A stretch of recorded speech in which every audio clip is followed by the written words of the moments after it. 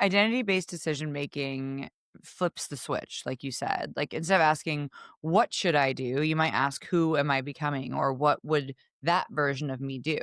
And then you choose the option that's the closest to that version of you. It's really that simple. And this is an inside job, so I understand that this is not a narrative that everyone's gonna have in their head, and we are working on some, deliverables for you guys, so you guys can work on this on your own between episodes. But instead of I force myself to go to the gym, it's like I'm the type of woman who takes care of themselves and goes to the gym. Even when I'm Mm. busy. Yes, totally.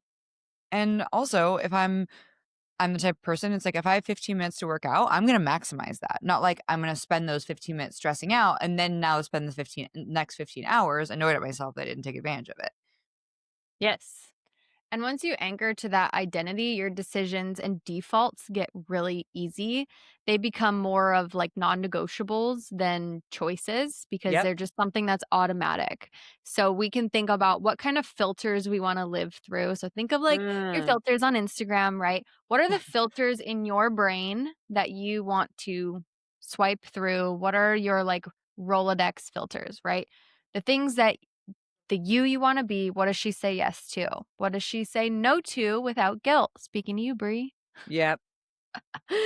Does she give into guilty pleasures well knowing she might regret it, right?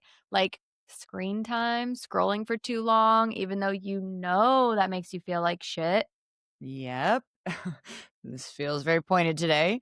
Some other examples like prioritizing sleep because future you doesn't want to run on chaos. That's me. Hi, it's Bree. That's my 2026 goal.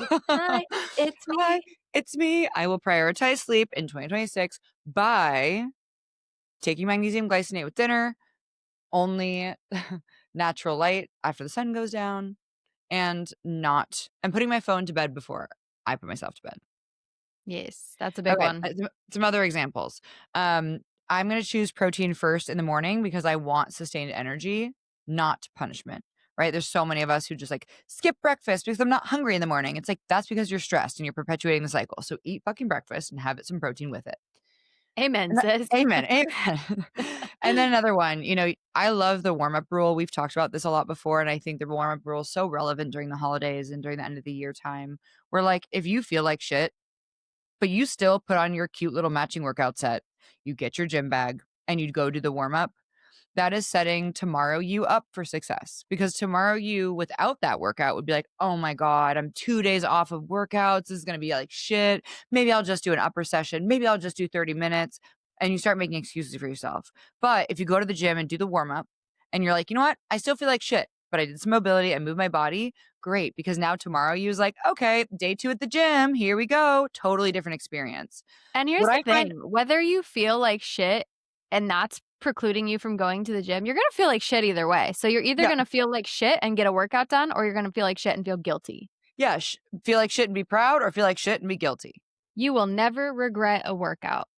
You So won't. you will never regret just going to the gym and rolling around on a foam roller for a couple of minutes. Sure. I tell you what, the number of times I've had to just will myself, I'm like, I'm just gonna foam roll. I'm driving 15 minutes to the gym to foam roll.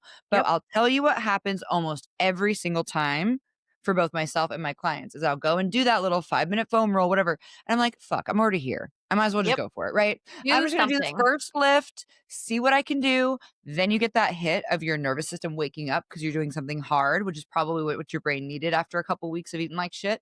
Great. Now you have this little surge of adrenaline and you carry that through the whole workout. And we And said it's this on a like lot. you just said, you're not trying to eat the whole elephant all at once. So your metaphor worked. I remembered it.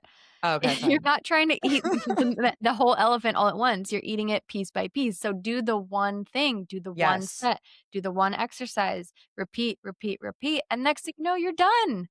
The other thing that really helps this specific person, if you're stuck in this specific trap where you're like, oh my God, the gym, follow a training program. We've said it a lot, but like when I'm feeling my worst and I go to the gym and I'm like, I'm just going to foam roll. And then I have to think what I have to do next. Fuck that. That's like Yeah. also setting me up for a failure. So we talked about pre planning.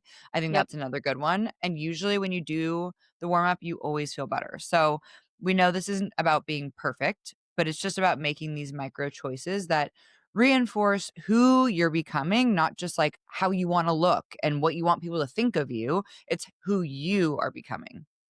Yep. Every rep, every balanced meal, every time you choose the option that aligns with you or her, the person that you want to be, you're casting a vote for that identity that further is ingrained into who you are and your autonomic behaviors. Your brain literally loves that. It starts to build confidence because you have evidence. Like, oh, you really are this girl now. And that's why identity-based decisions last longer than pure motivation.